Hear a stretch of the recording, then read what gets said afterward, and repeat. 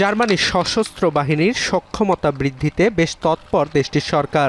সম্প্রতি German chancellor Friedrich March দেশটির সামরিক শাখাকে ইউরোপের সবচেয়ে শক্তিশালী সেনাবাহিনী হিসেবে গড়ে তোলার প্রতিশ্রুতি দিয়েছেন। এ লক্ষ্যে ইতোমধ্যে দেশটির আইনসভায় একটি খসড়া বিল পাস হয়েছে। জোট সরকারের বিশ্বাস, সম্ভাব্য রুশ হুমকি মোকাবিলা ও যুক্তরাষ্ট্রের যে কোনো আকস্মিক পররাষ্ট্রনীতি পরিবর্তনের আগাম প্রস্তুতি হিসেবে বেশ কার্যকর হবে সিদ্ধান্তটি। নতুন আইন অনুযায়ী স্বেচ্ছাসেবী ভিত্তিতে সেনাবাহিনীর সদস্য সংখ্যা উল্লেখযোগ্য হারে বাড়ানো হবে। বর্তমানে দেশটিতে 1,80,000 সৈন্য রয়েছে। 2035 সাল নাগাদ তা 2,60,000-এ উন্নীত করা হবে। এছাড়া রিজার্ভ সেনা যুক্ত হবে আরও 2 lakh. Ich freue mich jetzt darauf, dass wir in den nächsten Wochen die Beratung schnell zu Ende bringen und dann das Gesetz zum 1. Januar in Kraft treten wird. Ich will es nochmal betonen, die freiwillig Wehrdienstleistenden, die zu uns kommen, werden ein Bruttoeinkommen haben von 2.600 Euro rund.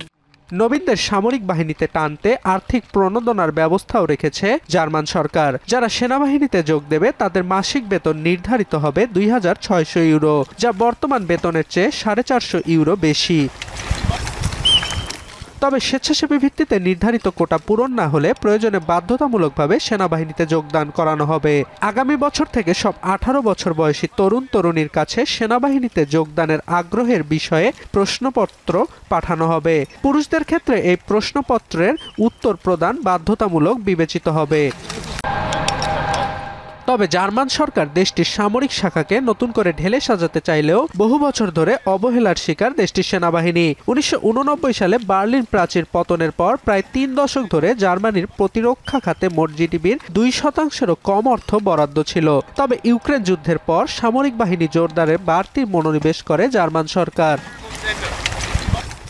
London ভিত্তিক think tank Chatham হাউসের ফেলো মিনা অল্যান্ডারের মতে, ইউরোপের কেন্দ্রস্থলে অবস্থানের কারণে পুরো মহাদেশের সামগ্রিক নিরাপত্তা ব্যবস্থায় গুরুত্বপূর্ণ ভূমিকা রাখতে পারে জার্মানি। অর্ণব প্রসাদ, এখন বিশ্ব।